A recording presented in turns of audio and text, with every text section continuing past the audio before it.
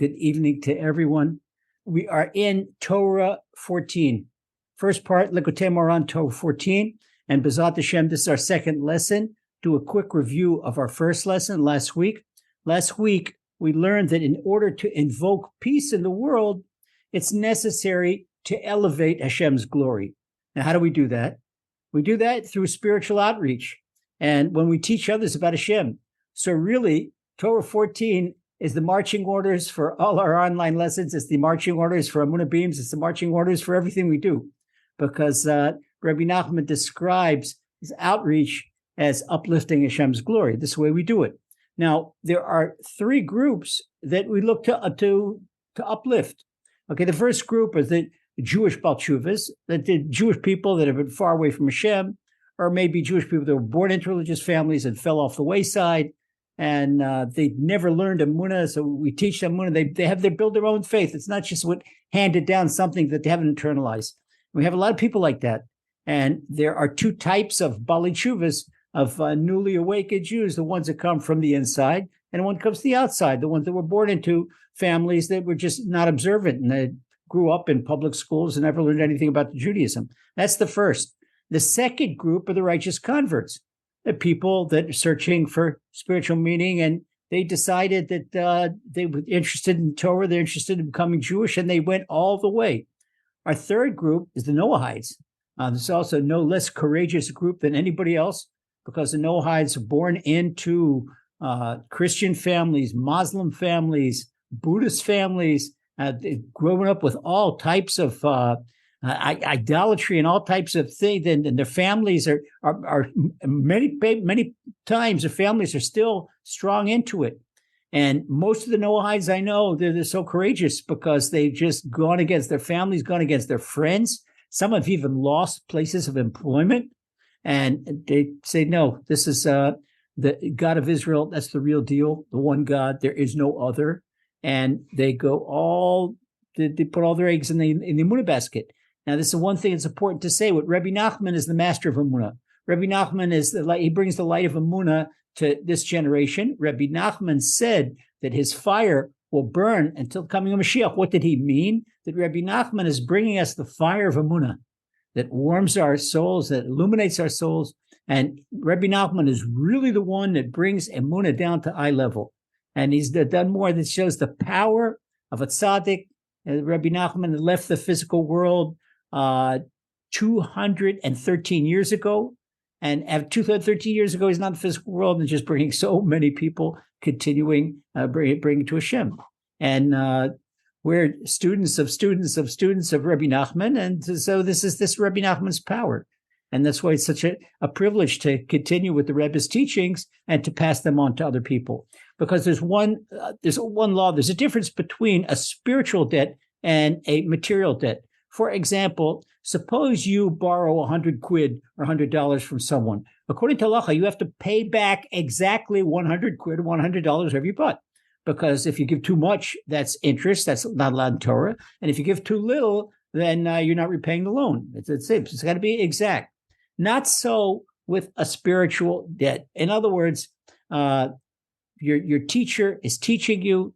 You don't have to give your teacher anything, okay? But the greatest thing you could do is take what you learn and pass it on to someone else.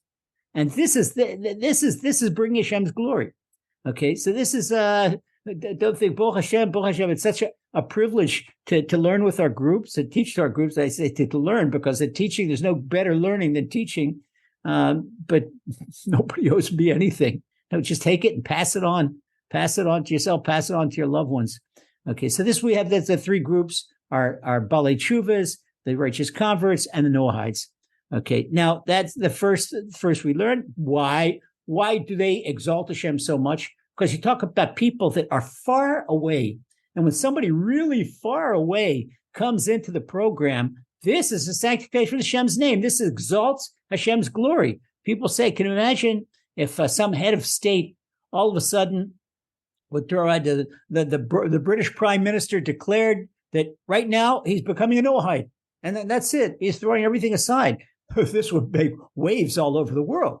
And the head of state, because a person is far away and is far away from faith, far away from Emuna, And now he's discovering it. It even, I don't know what it'd be, how much of an influence would be if the president of the United States did. I don't know what his popularity is. But if you take somebody, for example, some rock star that was really far away and into all kinds of kinky stuff and anything, and then comes close to Hashem, or some professional athlete, that somebody comes far away and comes into Hashem, this is glorification of Hashem's name. And this is what Rebbe Nachman was talking about. By bringing people close to Hashem, it's a glorification of Hashem's name. And it's a glorification of Hashem's name. Just we look and we learn together, and we see for people from around the world, and we're learning Rebbe Nachman's teachings, and we're glorifying Hashem's name. It's just so fantastic. Okay, so that's the first thing we learn. And the second is that in order to have your own kids close to Hashem, that you have to appreciate your own Emuna, appreciate your own Torah learning, and not take it as something wrote. This is what we ended last week's lesson with. This week, we learned two important lessons. The first lesson, which is titled this week, Holy Humility. The first lesson is that humility is a prerequisite of learning Torah. Now, you might ask me, isn't any humility holy? Now, there's a fake humility, a person goes and, he's so humble. When you check, he's humble. Person says, I'm nothing. Yeah, I know you're nothing. Oh, what are you talking about? Nothing. There are some people that they act humble so that person says, oh, look how humble this person is. No. That's a person who's really humble is a person that acts normal, speaks normal, does everything. But a person that shies away from the credit, shies away, doesn't look for self-aggrandizement, talking about other people's aggrandizement. He crowns his neighbor. He crowns his best friend. He crowns Hashem. This is a humble person, because a humble person, if a person is arrogant, an arrogant person can't stand that anybody's on a higher level than he or she is. Okay, or a narcissistic person. Have you ever seen a narcissistic person give compliments to other people? That doesn't happen. Only if they're fishing for a compliment to get a bigger compliment back at themselves. That they will do. If it's a worthwhile investment, but it's all a calculated investment. Real humility, it's just nice people. Nice people. And they know they've got a nice word for everyone, polite word for everyone, encouragement for everyone, and they're close to Hashem. That is a sign of holy humility. Rabbi Nachman tells us holy humility is a prerequisite for learning Torah. When learning Torah, it's important to teach other people Torah, to learn it ourselves. We can't give other people what we don't have. And to bring that, especially when we're talking about now, when I talk about learning Torah, and I'm talking about learning Torah with all of us together, with the Jews and the righteous converts, all the Jews and the Noahites, all together, we're talking about the Torah Emuna. Okay, because I don't teach halacha per se. I don't teach Gemara per se, not in these lessons, not our lessons. We're talking about Emuna. Everything is around Emuna. It's all around Emuna. Why do we concentrate on Emuna? Because Emuna is for all of mankind. With the mitzvah of Emuna and the Torah of Emuna, and that's why all my books are about Emuna, because it's the same for Noahide as for a Jew, for a righteous convert, but it's the same for everybody. It's the whole thing. And that puts us all on the same page. In other words, it would be difficult, and maybe not even to teach Kabbalah or to teach in depth Gemara to a mixed group because of the background you need for it, this and that. So let other people do that. But our concentration is Emuna, and that is why if someone asks, how come we learn Torah 1 and Torah 2, and then we learn Torah 3? Because if we're picking the Rebbe Nachman's Torahs that are universal in nature. And that's why universal in nature, this is something I discussed with Rabbi Wolbe, and share it with the group also. That's why we're not learning in order. We're learning things what our group needs to know to get us closer to Hashem, to get us together on the same page that we can share with one another. Okay, that's the first lesson in this week's is holy humility. And then the second thing we learn that there are 4 types of humility. With learning the 4 types of humility, we'll now begin our second part of Torah 14 that starts with small letter Hey, the 5th part, 5th section. Rabbi Nachman says, the person cannot attain Torah without humility. Our sages say in Gemara Vorvin that they say that a person to attain Torah, person has to be like a desert. What does it mean like a desert? A desert is empty. Person considers himself empty. In other words, take a know-it-all. Person comes and knows it all and everything. His ego is full. His brain is full. He knows everything. Okay, if you know everything, sir, I can't put anything in your brain. You can't learn anything from me. But a humble person that considers himself a desert, I'm going to learn from David. I'm going to learn from Eric, and I'm going to learn from Cheyenne. I'm going to learn from Emuna Beams, and I'm going to learn from Fumani, and I'm going to one by one. Alan's going to teach me stuff. I'm going to listen. What can I learn from that? What can I learn from that? And I'd stop to think. What does a humble person think? Humble person thinks, hey, wait a second. Hashem does everything for a person, for a purpose. So if Hashem put Fumani on the earth, that means it's a purpose. That means Fumani's got something that nobody else has. Now I'm going to hone in to his particular quality. I'm going to milk him out of it. Okay. I can't do this if I'm not humble. If I think, hey, wait, Fumani's got something that I don't have. And I'm not talking about his wallet. I'm talking about his brain. I'm talking about his soul. So I'm going to go and hone into that. Same thing with Eric. Okay. And Eric is a master immunologist. Eric is so in Emuna. Eric has got a lot to offer. Go to one by one in our group. One by one in our group. And that's what makes it so great. Now, here's the thing. With everybody seeking Emuna, without you thinking, I look down the list. This is the nicest people in the world. You're not going to find nicer people in the world than the Callan clan in Midlands. No, you're not going to find more humble, more kind, more considerate people. I don't mean to embarrass them. Okay, but that's it. Look one by one on our list, one by one on our list, people are humble. They're humble. Because if they weren't humble, they wouldn't be looking for Emuna. They wouldn't be looking as close to Hashem. This way it goes together. So Torah 14 by Rebbe Nachman fits like a glove.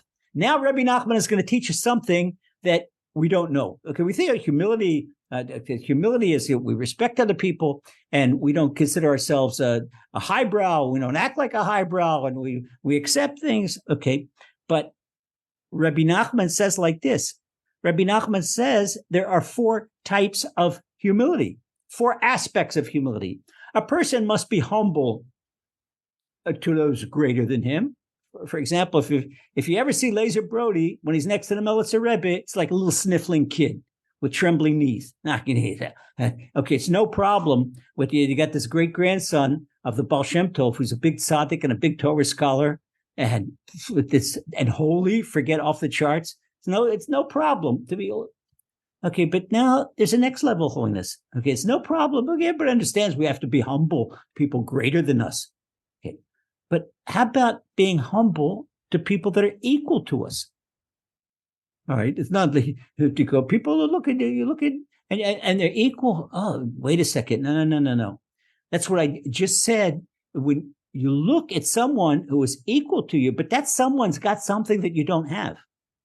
That someone has got something you don't have. There's sometimes so many things. I think in all the years, I know David Dome, and sometimes I think of something, and David comes with boom, a cliche or one of the verses. It's just he knows how to cut through things. And his eyes, he's an eye doctor, but his eyes are cameras, and the brain goes together, and he knows how to describe a situation, cogent, and just listen to that. That's why I listen when he speaks. I listen. He doesn't speak much, does not speak much, but when he speaks, listen, and you go one by one. So you consider someone your brother, your sister, on the same level as you. No, you got to be humble to them, even if they are on the same level as you are. You have to be humble to them. Now humility gets a little bit more difficult. Rebbe Nachman takes it to next level humility, being humble to people that are below your level. Okay, so you've got somebody. Here we are. Rebbe Nachman gave us some marching orders that we have to bring other people close to Hashem. Okay, we have to bring other people into the program, and it doesn't matter whether they're faraway Jews or whether they're not Jewish at all, or whether Noahides or potential Noahides or potential. It doesn't matter. Okay, but you obviously know more Torah and more Emuna than they do. But no, to treat them with respect and humility, and honestly look and say, wait a second, how do you humble somebody lower on a lower level than you? Look at somebody and say, wait a second. If that person had my opportunity, and if he could learn from the teachers I learned, the guy would be flying way, way higher than me. He'd be way higher than me. Who knows? and you look at somebody that you think somebody's simple, this and that, give him the chance. Maybe you could be a great scholar, a great holy person. So we have to be humble to people below us. So if we're the first is have humble people higher than us, people on our own level. That's the second. People below us. And now Rebbe Nachman gives us a bombshell. You know what the fourth type of humility is? We have to be humble toward ourselves. If we think that people get this wrong, we think, what does it mean to be humble to ourselves?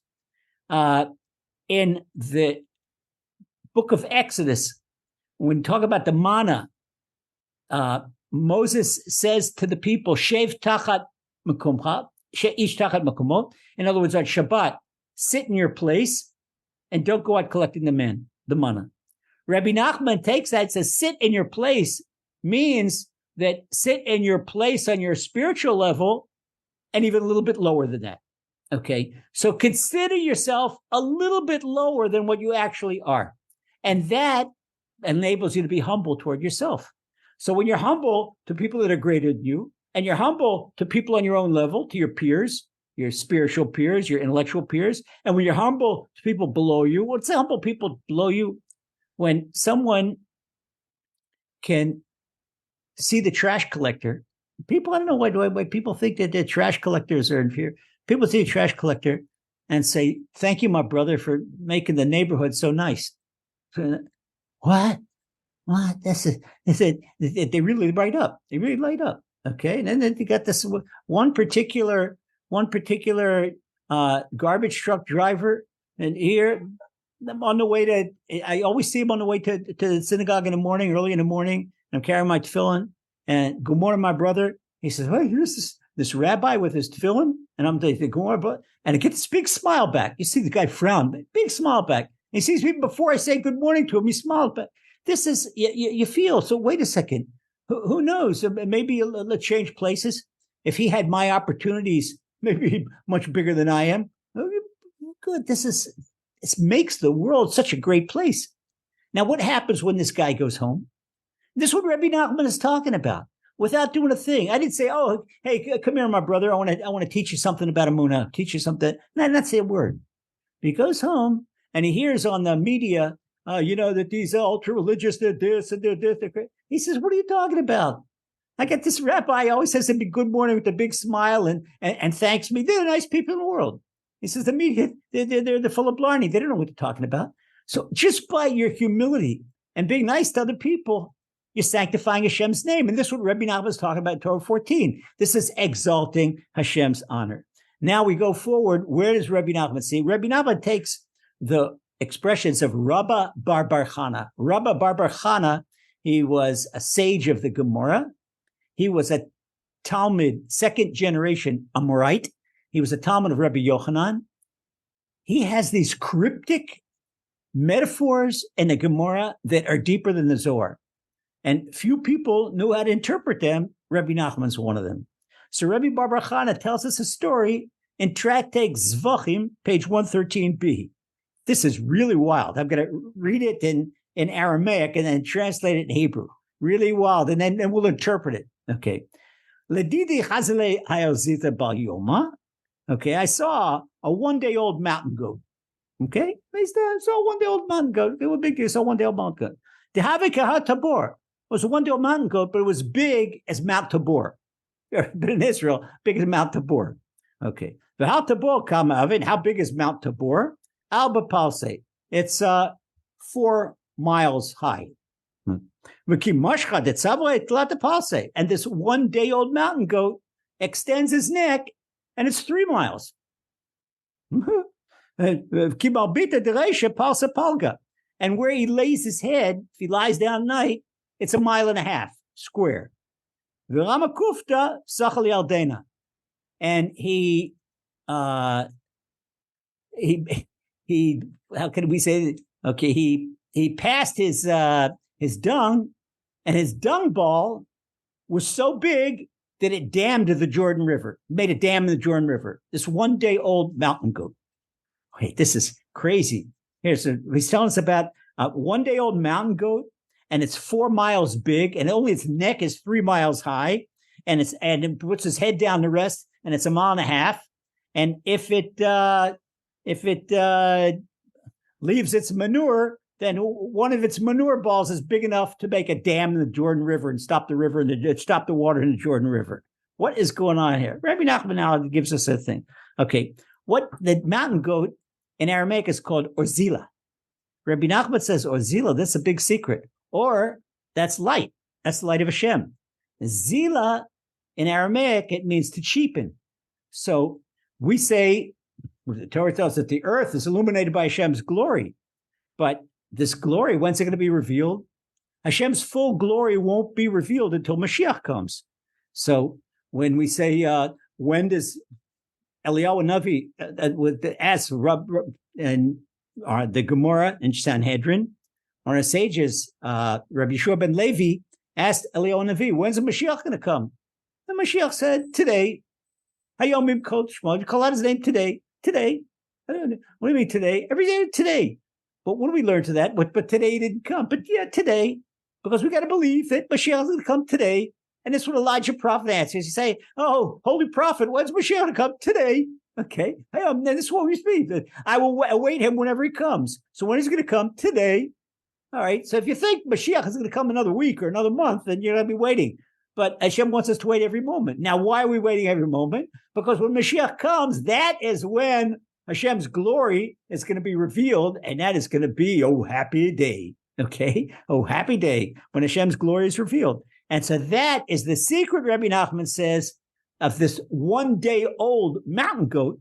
The one-day-old mountain goat is the one day that Mashiach is going to come. That's what here, Monday at Ozila, but Yom, that it's the cheap light, and one day the cheap light is going to go, and we're going to get the real light, that it's going to be the wealth of Hashem's light. Now, what does it mean that this mountain goat was as big as Mount Tabor? Okay. Rabbi Bar Chana, he saw that the elevation of Hashem's name depends on a person breaking his haughtiness. He's got to be humble. Okay, Hashem's name can't be elevated by the arrogant person. A highbrow cannot elevate Hashem's name because a highbrow is busy elevating the highbrow. Okay, he said it's got nothing to do with Hashem. And he'll do everything in the world to show you, heaven forbid, that there's not Hashem and there's only him. Okay, there's only him. Excuse me, Mr. Highbrow. There's a little one-celled bacteria called Escherichia coli. If it gets into your intestine, not only you can't do a thing about it, and you're not going to be able to function because you're going to be running back and forth to the bathroom. Okay, so you're defenseless against one-celled bacteria. What do you think your influence is in the parliament? Okay, there's a big vote in the parliament, Mr. Highbrow, but you've got this one back-celled, this is Escherichia coli in your intestines, and you're running to the bathroom. You're going to miss the vote. You're not going to have any influence. Hashem's laughing at people, and we look at Hashem. We saw this today. The Israeli news was all full, and Bibi spoke to Biden, and the fire's going to start. This and that. I said, "Come on, you clowns!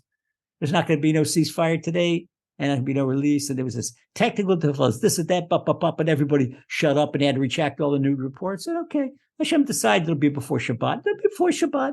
But it was, you can see, when you look at the news, you look what Hashem's doing. I don't look at the news. It just shows all these things. We decided it's going to be now. You don't decide a thing, Biden. You don't think it's named Bibi and Biden. That's a good thing. That's a good friend. Bibi and Biden, good buddies. Okay, you guys do not decide a thing. It's only Hashem. So why not maybe learn to say with Hashem's help, B'ezrat Hashem? Here the generals say, oh, we're going to do this and we're going to do that. Oh, whenever they say that, whenever I hear them, B'ezrat Hashem, with Hashem's help. Okay, this is a thing. So what is Mount Tabor? Mount Tabor is 4 miles high.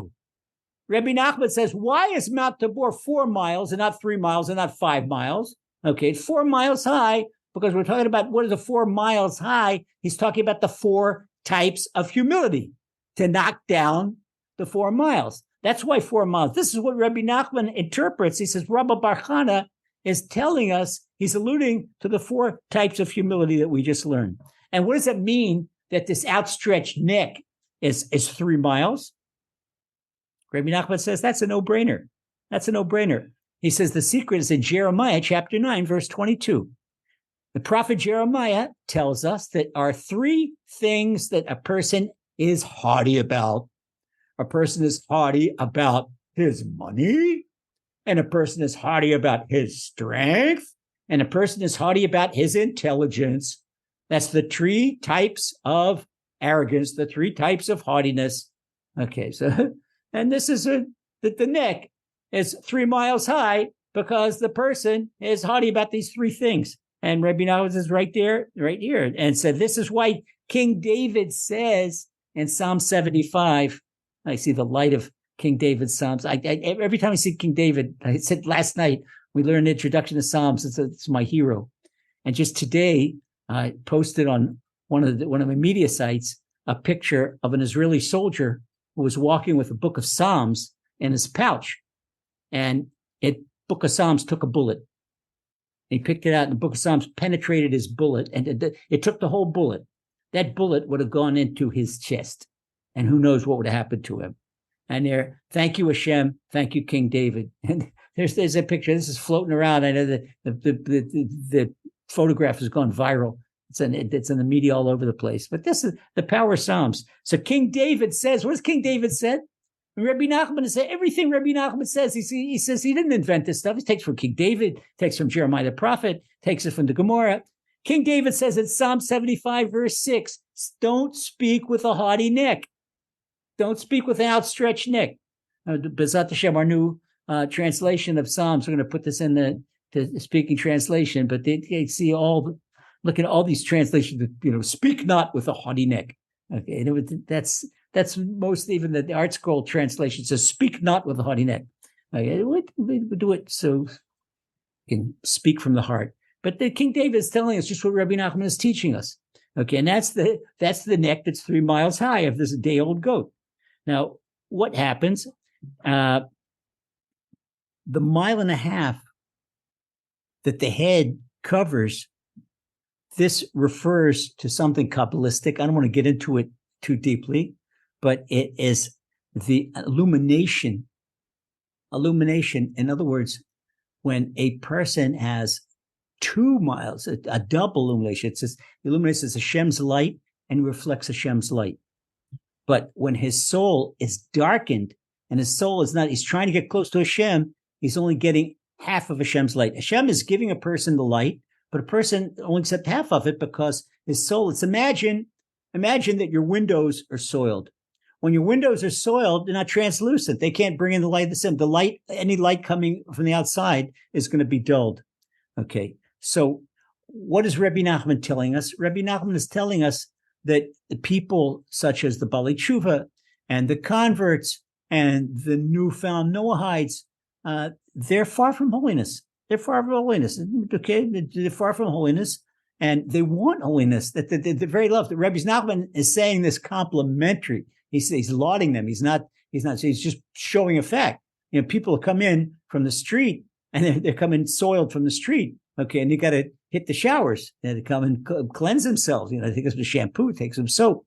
So Rebbe Nachman is saying that they come in and they want the light, but the light can't shine because the window panes of the soul are soiled. So what they have to do is and this again, Rebbe Nachman refers to Zechariah, the prophet, in chapter 3, verse 4. Zechariah says, remove your soiled garments. Remove the soiled garments. Okay, take off the soiled garment, put on a clean garment. Zechariah is talking about the soul. He's not talking about the cloak. This is just a metaphor. The cloak is a metaphor for the soul. And that's why King Solomon, he says in Psalms, he says, your garments should always be white. In other words, that they should not be unblemished. White, that they should just like a white shirt that comes out of the laundry. And this way the soul should be unblemished. How do we keep the soul unblemished? That every single day we do self-assessment, what Rebbe Nachman tells us, that we speak to Hashem and we assess ourselves. What did you do in the last 24 hours? And if we did something wrong, we ask Hashem for forgiveness. We cleanse the soul. Okay, so that's removing the soiled garments, because the soiled garments prevent a person from getting close to Hashem. Now, I'm sure you've all been in contact with someone that you've spoken to, or someone that someone comes into the program, and it doesn't matter which part of the program is coming into, the Jewish part, or the Jewish part by way of the righteous convert, or by way of the Noahide. But a lot of people come in and they want to bring in the garbage from the outside. In other words, they've been in some messianic synagogue. Now they want to bring that garbage inside, and the garbage belongs in the pail outside. Don't bring it in here. We got to come in. You got to come in clean. And so they really think, oh yeah, we want Torah, we want Hashem, we want Emuna, but we want to keep some of the garbage from the outside. No, you can't do that. You can't do that. That's you can't have a little bit of garbage and a little bit of cleanliness. It's either that the soul doesn't tolerate that. The soul has to be clean. Soul has to be clean. When the soul is clean, what happens? The emotions come from the soul. People don't realize that. When your soul is clean, you're happy. And no matter if the missiles are flying outside, the bombs flying over, what's going on, when your soul is clean and you're clean with Hashem, and if you've done something wrong, you've done tshuva, you've asked forgiveness, Hashem knows. You're his beloved daughter, beloved son. Hashem knows we're not perfect. We're not angels. The angels don't have a human body. And there are times in history when the angels have been given a body to come down and do a mission, and they flubbed up. Either they came in milk and meat, or they started looking at women. There's time the angels, they're angels that got messed up with women. It's right in the Torah. It's right in the Torah. It's in Breshit. It's right in the Torah. So we see, hey, there's a lot to be proud of yourself. Not arrogant, but proud of yourself. Proud of yourself for the hard work you're doing. Proud of yourself. And everybody at this, I know, okay, a lot of us, if in America, tonight is Thanksgiving. Thanksgiving is a big, big holiday. And there, look at Emuna Bracha, and look at Cheyenne, and look at Rena Bartel, and everybody's running to prepare Thanksgiving meals, and they're learning Emuna. Wow. You guys do not know. This is level of difficulty. You don't know how to appreciate yourself. You don't know how much this means to Hashem. What you're doing is you're elevating right now in life. I want to show you that you got to appreciate yourself. You have to appreciate yourself and the good you do. Where so many people, the rest of America is looking at football games or preparing their turkey or their pumpkin pie or their cranberry sauce. And no. Rena Bartel is learning Emuna, and John Talbot's learning Emuna, and Emuna Bracha's learning Emuna, and Cheyenne's learning Emuna, and Alan Raskin's learning. Come on, guys. It's Jim. This is sanctification of Hashem's name. Sanctification of Hashem's name and level of difficulty. Okay, so this is what it means, that we got to throw away our soiled garments and do tshuva, and then we prepare ourselves as a vessel for divine light. And this is what Rabbi Bar Chana said. It's kind of facetious when he says that the day-old goat cast a ball of dung, the dam, to the Jordan River. Dammed. Okay, that obstructed the Jordan River. All right, because what he's talking about, he's alluding he got rid of his dung, he got rid of his excrement, the goat. And we're talking about the goat is a metaphor for the body that hides our soul. But when our soul is stronger than the body, then we could get closer to Hashem. And that's what tshuva helps us. So what the goat did, the body, okay, we get rid of this big chunk of dung, which is things that are not Emuna, all the anti-Emuna stuff, it's the excrement, the spiritual excrement within us, which is the news, which is all kinds of political correctness, not truth stuff, which is all kinds of garbage that we just pick up in the atmosphere. And so we have to clean ourselves up. We have to do a spiritual, first of all, we have to be careful about what we expose ourselves to, because we wouldn't go into a hospital and go into a contagious disease ward, but that's dangerous. All right. So therefore, we know that there's, for certain social media, internet, contagious disease, got to be very careful. Got to be very careful. So this is what we have to do. And this is the indicator Rabbi Nachman says, this is why we bathe and clean our garments and do laundry for Shabbat. Because on the Sabbath, we all get uplifted. We all get an extra soul. And we say that a student on the Sabbath, he gets the soul of his Rebbe during the middle of the week. So right away, you go up a higher level that on Sabbath, you've got a soul of your Rebbe. right away, you go up a bigger level. So in order to prepare yourself for that upper soul, you have to put on clean garments. And by putting on clean garments, again, this is metaphoric. The observance of the Sabbath is metaphor for the soul. You have to put on clean garments on the soul. That's why the Sabbath's not just time to go to football games. It's time to play, to read Psalms, to talk to Hashem. And, even if you're a Noahide, and you can go to the football game. But even Shabbat, it's a time for uplifted. And so clean garments alludes to throwing off the soul garments. And this is the essence of Hashem's glory when we throw away these soul garments. Okay. So now Rabbi Nachman says like this. And the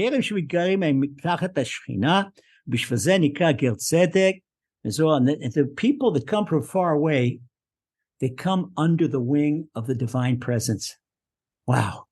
In other words, if you're sanctifying Hashem's name and you're extolling Hashem and you're exalting Hashem's honor, you're lifting it up, you're not going to be left out in the street. Oh, come, lad, come, my daughter, come under the Mama Shechina's wings, the divine presence wings. And under there, that's blessing. There's nothing but blessing there. Okay, so that is why when you go on a higher level, you get a higher soul. You get a higher soul, and by doing that, you uplift yourself and you uplift Hashem's glory. Okay, we're now up to the next section, and let's see. We'll continue on. Please. We learned in the first lesson that by enhancing one's awe of Hashem, this extols Hashem's glory, and that every person can have a barometer for himself. Wait a second. Do I really uplift Hashem's glory? How can you know? Rabbi Nachman says you can know what your attitude is to tzaddikim, what your attitude is to the righteous people that they themselves extol Hashem.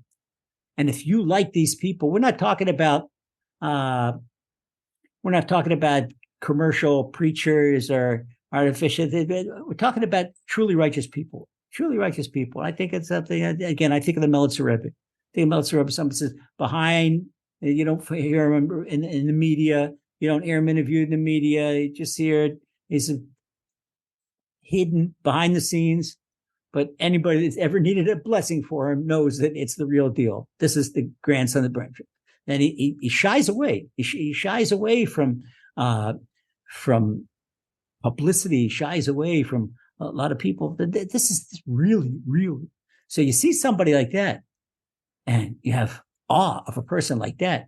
That means you have awe of Hashem. Because when such people, real people, have awe of Hashem, or you look at a picture of somebody like the Baba Sali. Baba Sali was also the real deal. Wow, Baba Sali. And just say Baba Sali, you right away open up your eyes. Oh, wow. Okay, that's awe. That's awe.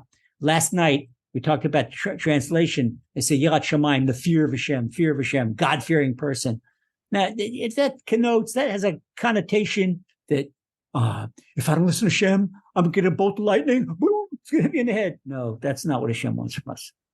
So when you have awe and you love a person so much, you love Hashem so much that you can't even think, wait a second. Okay, if I do a little cut corners in business, make a couple of more dollars and that, but that's not what Hashem wants. Hashem, do you want me to do business like that? No, Hashem doesn't want that. Forget the dollars.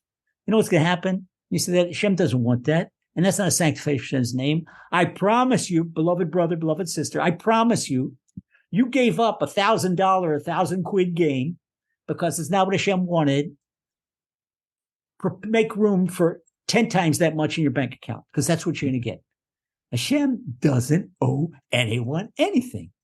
When we extol Hashem's name, we uplift Hashem's name, Hashem uplifts us. That's it. You think Hashem, we uplift Hashem's name, Hashem knocks us down? No way. No way. And this is what Rabbi Nachman is doing, that each person, according to his level, can be aware of his own level, wait a second, do I really have respect and awe for people that extol Hashem? Okay, so this corresponds again to what King David, that's our Mashiach. King David is the universal soul. King David is the all-inclusive soul. King David, everything feels everything. Everything we talk about, we can find in King David. Psalm 15, he says that it talks about a person who is a wonderful person. And what does King David says? He honors those who fear Hashem, or those who awe Hashem. Et yireh Hashem yechabed. Yireh Hashem yechabed. That's what King David says. Each person. So, as long as Hashem's glory is in exile, Hashem's glory is in exile, as long as people like Amnesty International and the UN and Hamas are running the world, Hashem's glory is in exile. And that's a disgrace, because they disgrace anyone God-fearing. I know a person today said something, an Israeli politician, and he said something nasty about Chabad. And this particular Israeli politician, this comes from the rich suburbs, and I said to him, hey, listen, out of this week, there were 70, up to not this week, up to since the beginning of the war, after October 7th, not October 7th, since the invasion of Gaza, there's 70 soldiers that have been killed. Out of 70 soldiers, 6 of them are Chabad, mostly special forces, mostly officers. Okay, so Chabad is maybe 0.5% of the population, but they're 8% of the fatalities, which means they're pulling 16 times more their weight. Okay, and out of the soldiers that died from this particular politician's neighborhood, there's not a single one. Not a single one. So how can you talk about that? And you got this guy as a big politician. So here we see it's a disgrace. You're disgracing the Chabad guys. You in the world, everywhere you are, everywhere. It doesn't matter whether you're in Joburg or whether you're in Switzerland or whether you're in London. It doesn't matter what side of London you are, Golders Green or Hampton, or you got Chabad everywhere. Go to Thailand, you got Chabad. You got to go to India, go to Hong Kong. There are plenty of places. I traveled in the Far East and giving lectures in the Far East. And okay, where does Lazer Brody stay in Beijing? The Chabad house. And we're in Shanghai, the Chabad house. And we're in Hong Kong, the Chabad house. The Chabad can't. You look at these guys, and they're doing what the Lubavitcher Rebbe wanted them to do. They're extensions of the Rebbe. So you see, if people can disparage them, come on. They've never done any bad thing to anyone. They only do good for people. And what they get, nothing in return, just exalting Hashem's name. Now you can see, but if you take something like that, this is exactly what Rebbe Nachman is talking about. Rebbe Nachman is talking about that is when God's glory is in exile, when you see people that truly deserve to be honored, and they get knocked down. And they get the people that are talking bad about true tzaddikim or whatnot. Okay, so now we're up to part 7. So that's why we look forward to Mashiach. We look forward to Mashiach when the honor is going to go to the right place. First of all, go to Hashem. And this one thing I'll share with you, I particularly pray for every single day, Hashem, that the thing that hurts me more than anything in the world is the defamation of your holy name. Hashem, I don't care. If your name is sanctified and there's nothing but Kiddush Hashem, sanctification Hashem in the world, Lazer Brody's going to have it great. It's going to be great. It's going to have the greatest life there is. All right. And you could give me, I don't know, whatever amenities, this and that, but a year that your name is not sanctified, nothing is worth it. And that is the whole thing we're doing in Emuna, trying to bring Emuna, trying to light up the world to all of humanity, to everybody.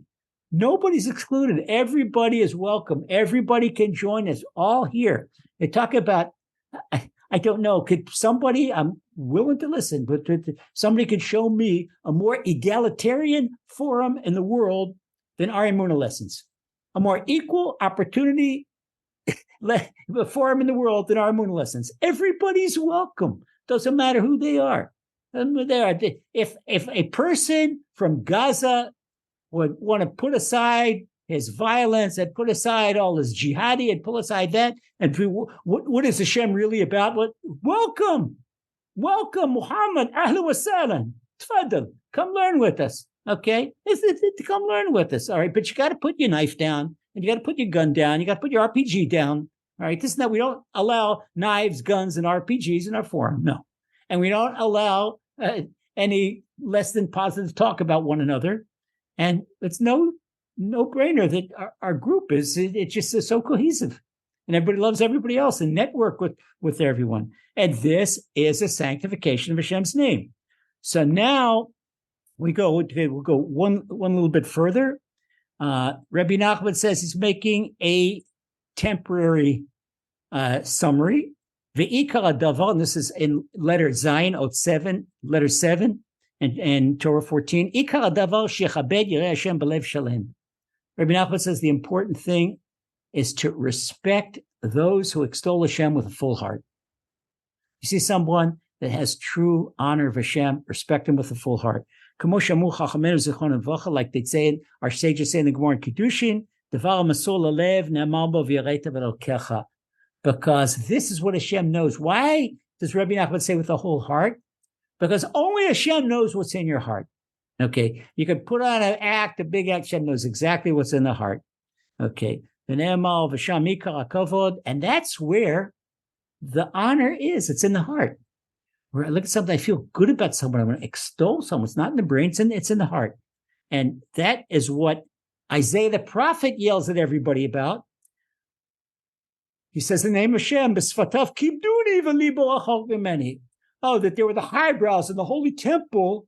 And they said the prayers and they respected me with their mouths, but their hearts were far away. This is Isaiah chapter 29, verse 13. So it's right there. It's all right in the what Rebbe Nachman does. He takes all the sages, takes from King David, takes the prophets, takes from Gemara, he boils it down and puts it on our plate. And this enhances our Emuna and brings us close to Hashem. So God willing, next week, we will begin with letter Chet, letter 8 in Torah 14 for our third installment, and we look forward to seeing that everyone each week. Meanwhile, we got a few minutes to answer some questions. If anybody wants to ask a question, please raise your hand.